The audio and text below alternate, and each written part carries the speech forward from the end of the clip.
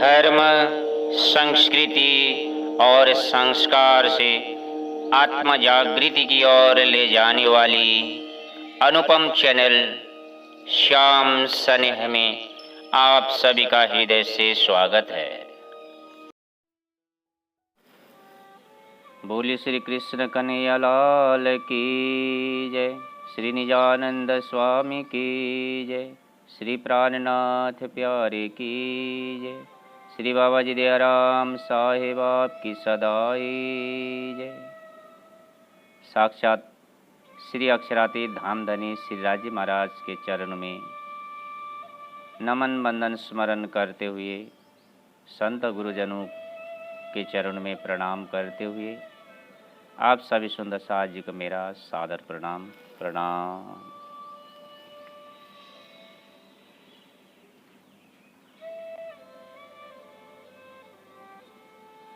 श्री तारतम के महात्म्य के आधार में, श्री तारतम के प्रकाश में आप सभी सुंदर साथ जी के समक्ष श्री कृष्ण जी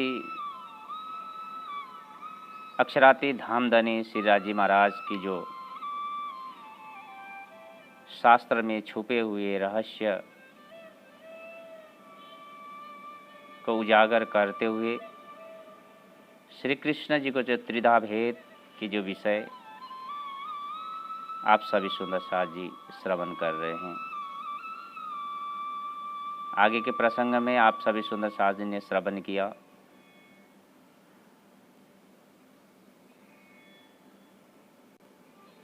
उस बेहद अक्षरातीत धामधनी श्री राजी महाराज के उस परम धाम में, रंगमहल के प्रथम भूमि मूल मिलाप में श्री राजी महाराज ने सखियों को खेल दिखाने के लिए मूल मिलाप में ले जा करके बैठाए। सखियों को खेल देखने के लिए यहाँ तैयार किया गया।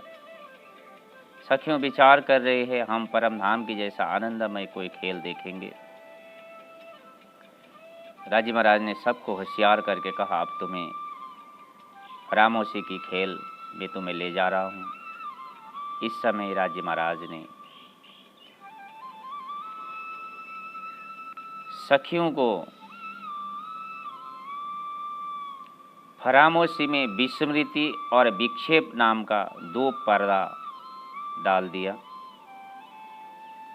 विस्मृति ने ये काम किया कि परम धाम के सब सुख, परम धाम के जो जागृत जो ज्ञान सखियां जानती थी, अपना धनी श्री श्याम श्याम अपना वासा है निज धाम, अपना घर परम धाम है, अपने धनी श्री राज श्यामा जी है।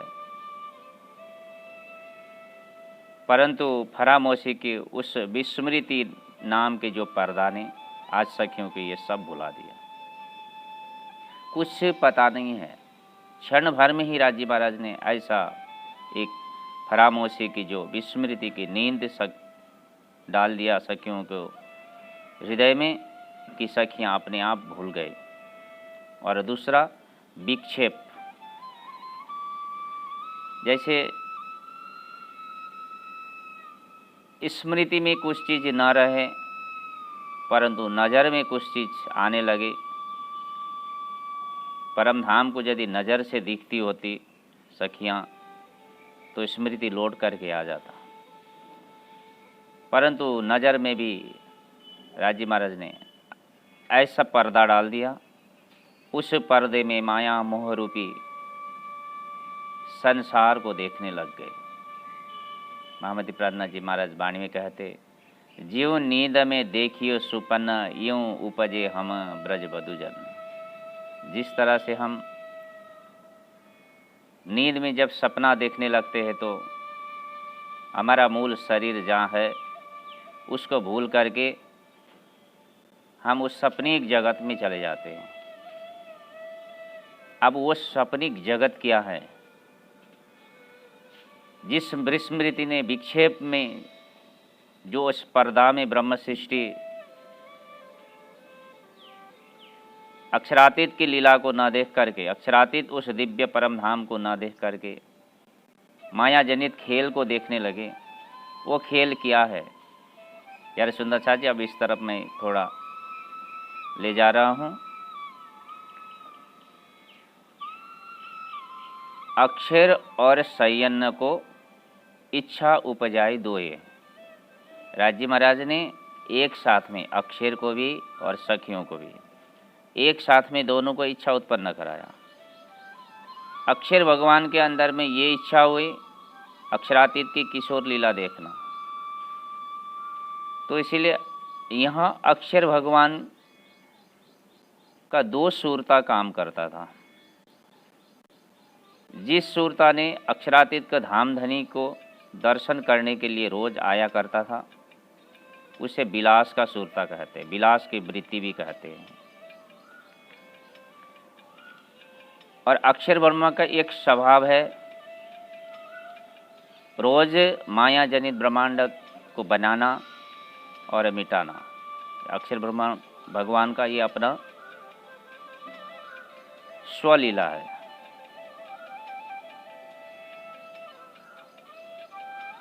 तो इसीलिए आज जैसे सखियों को मूल मिलाप में ले जा करके सखियों को खेल दिखाने के लिए राजी महाराज ने बैठा है। अब जिस माया के खेल में भेज रहे हो वो माया का खेल अक्षर भगवान द्वारा निर्मित ब्रह्मांड है। अक्षर भगवान की जो खेल की वृत्ति ने बनाया हुआ जो एक ब्रह्मांड है, और अक्षर भगवान की उस खेल की वृत्ति में अक्षर भगवान के अंदर में खेल के वृत्ति रूपी उस स्वरूप में चार अंतस्करण में बढ़ जाते हैं। जैसे सत्स्वरूप, केवल, सबलीक और अव्याकृत, ये चार अंतस्करण में बढ़ गए। राजी महाराज ने जैसे अक्षर भगवान के अंदर में इच्छा डाल दिया,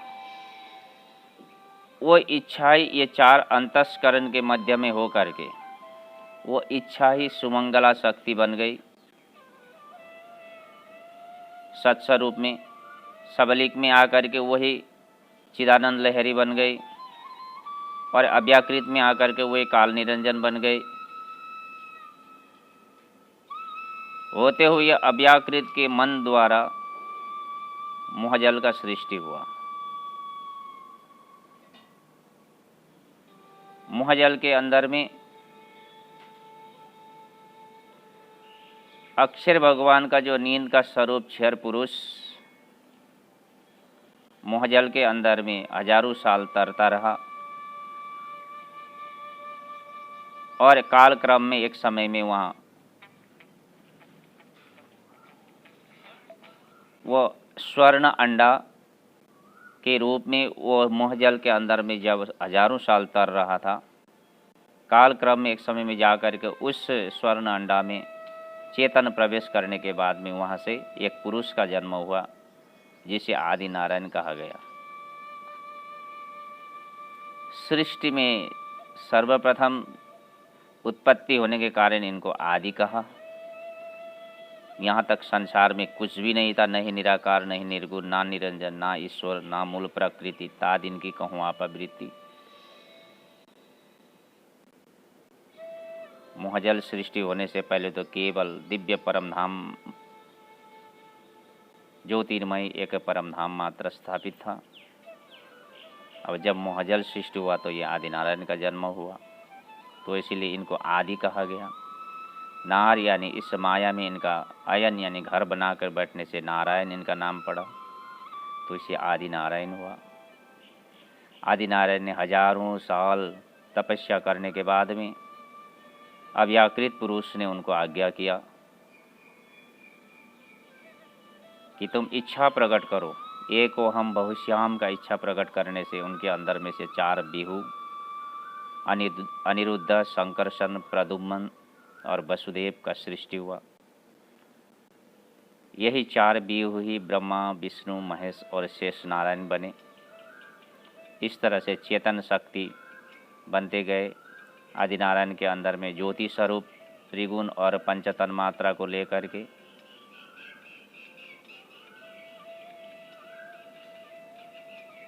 जगत का निर्माण करी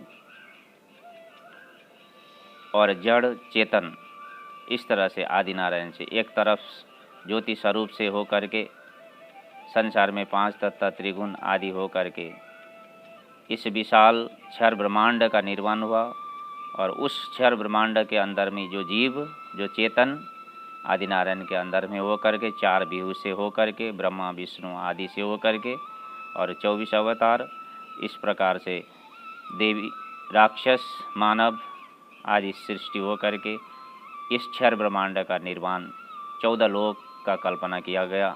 14 लोक के अंदर में भारत मध्य में मृत्युलोक के भी मध्य में भारत भूमि के अंदर में ये श्री कृष्ण जी के जो लीला भूमि ब्रज भूमि वृंदावन आदि भी स्थापना हो गया।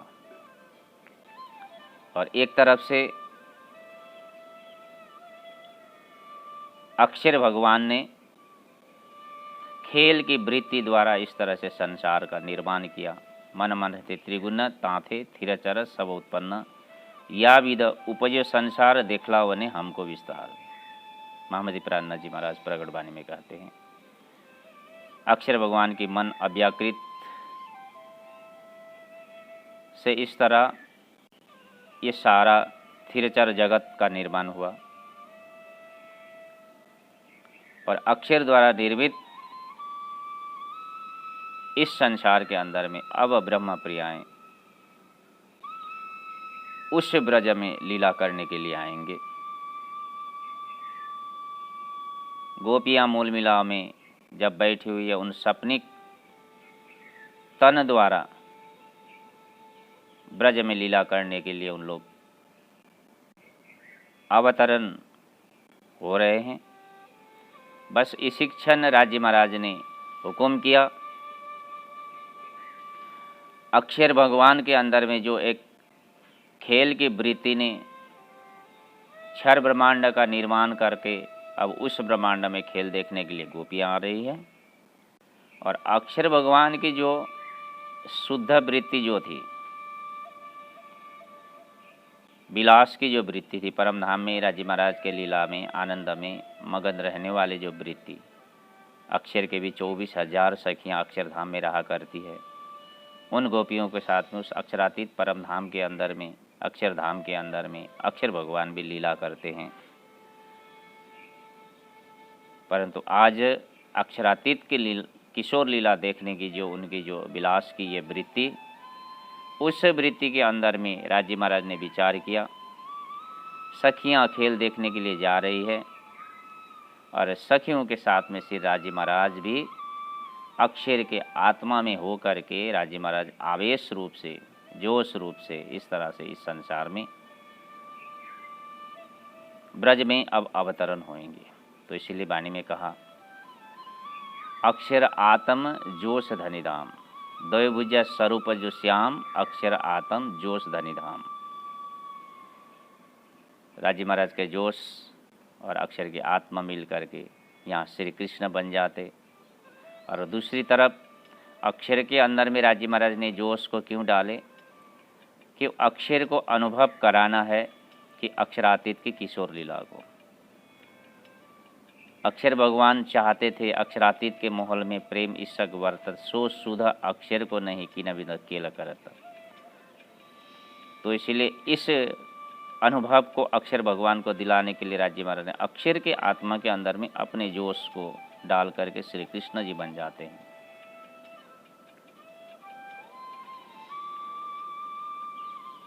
तो इसीलिए ब्रज में प्रकट होते होते प्राणनाथ जी महाराज कहते हैं सो सुरता धनी को ले आवेश नंद घर क्यों प्रवेश।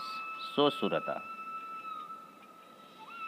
जिन सुरता ने जिन चाहा देखूं प्रेम स्नेह जिन सुरता ने राज्य महाराज को अक्षरातीत की जो लीला किशोर लीला देखना चाहा था उसी सुरता में राज्य महाराज प्रवेश होकर के उसी आत्मा में राज्य महाराज प्रवेश होकर के तो इसलिए यहाँ कृष्ण का स्वरूप बने साक्षात अक्षरातीत धामधनी ही आवेश रूप से यहाँ श्री कृष्ण बन कर के अब ब्रज में प्रकट होते हैं। बोले श्री कृष्ण कन्हैया लाल की जय।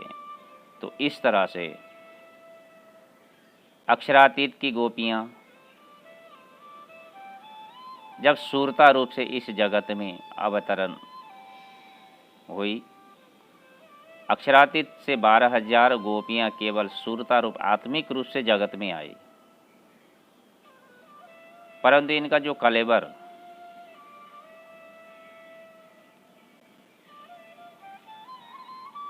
साक्षात श्री कृष्ण जी की जो लीला संसार में जब ब्रज लीला आदि ये हुआ ही नहीं था, उस समय भी अक्षर के अंतस्करण के अंदर में श्री कृष्ण जी का लीला हुआ करता था। गोलोक जो धाम था, गोलोक धाम में श्री कृष्ण जी श्री दाम 33 करोड़ गोपियाँ, श्री राधा, वृंदा, बिरजा आदि अनेक प्रकार की सखियाँ गोलोक में रहती थी।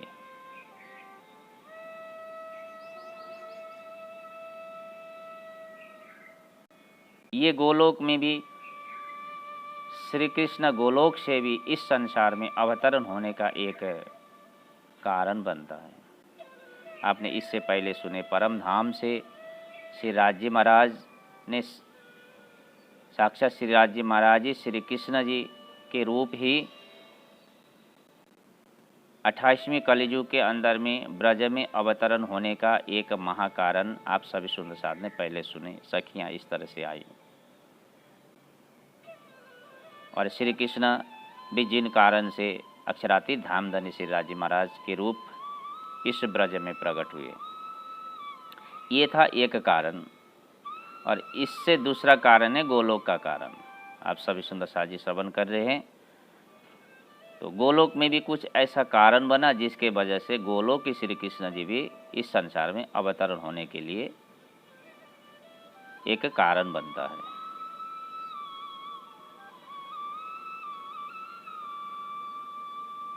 उस गोलोकी के अंदर में श्री कृष्ण जी की जो प्रेम लीला, श्री राधिका अनेकों सखियों के साथ में प्रेम लीला हुआ करता है। श्री कृष्ण एक दिन खेल खेल में बिरजा सखी के घर में आई थी। राधिका ढूंढते आई श्री कृष्ण जी को। बिरजा सखी के द्वारपाल के रूप में श्रीदाम नाम करके सखी थी। राधिका जैसे ढूंढते आए बिरजा सखी के घर में, श्रीदाम सखी ने कह दी कि मैंने श्री कृष्ण जी को देखा नहीं हूँ। इससे आगे बढ़ कर के जब बिरजा सखी के घर में राधिका प्रवेश करी तो बिरजा सखी के घर में पालना में श्री कृष्ण जी झूल रहे थे। तो श्री राम सखी ने राधिका को झूठ बोलने के कारण राधिका जी को राधिका जी ने श्री राम सखी को श्राप दे दिया, क्योंकि श्री कृष्ण यहीं थे तो आपने क्यों झूठ बोली। ऐसे अखंड दिव्य धाम में भी रह करके झूठ बोलना, चोरी करना, ये राक्षस का कर्म होता है, देवताओं का कर्म नहीं है। दुनिया को ठगना, झूठ बोलना, चोरी करना, ऐसा पाप कर्म देवताएं हो करके, मानव हो करके नहीं किया करते, ये राक्षस का कर्म है। तो इसीलिए तुमने जो राक्षस का कर्म करी तो राक्षस योनि में तो प्राप्त हो जाओगी। तो यहाँ गोलोक से तुम बिछोड़ जाओगी। ऐसे कहा करके राधिका ने श्री राम को श्राप दे दिया। श्री राम ने भी कोई गलती नहीं करी थी। श्री कृष्ण जी ने कहा था कि मैं इधर आया हूँ, किसी को भी मत बताना। तो श्री राम का गलती नहीं थी। तो इसीलिए श्री राम सखी ने भी बोली कि मैंने भी तो गलती नहीं की थी, सोचे समझे मुझे श्राप दे दिया कि तुम्हें भी मैं श्राप दे रहा हूँ राधिका, तुम्हें भी इस गोलोक से तुम्हें बिछोड़ होना पड़ेगा। श्री राम ने भी राधिका को श्राप दे दिया। इस तरह से राधिका आदि गोपियाँ गोलोक को छोड़ करके जब इस धराधाम में आने के लिए एक लीला बन रहा था, तो श्री कृष्ण जी ने कहा कि ये गोपियाँ तुम लोग जब इस तरह से यहाँ से संसार की ओर जा रहे हो तो तुम्हें उद्धार करने के लिए तो मुझे भी तो आना पड़ेगा, तो इसलिए मैं भी आ रहा हूँ, तुम लोग निश्चिंत रहो, तुम्हारे साथ साथ में मैं भी आऊँगा। इस तरह से गोलोक की जो गोपियाँ आत्माएं इस संसार में आई थी, बस इसी समय ब्रह्म प्रियाएँ भी इस संसार में आई थी।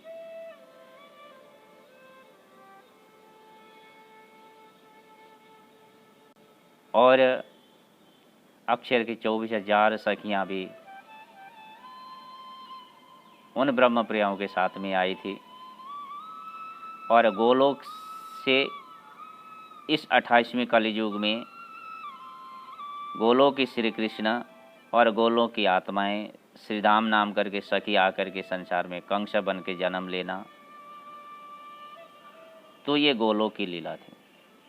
गोलोक से भी ये कारण पा करके श्री कृष्ण इस तरह से वहाँ से भी एक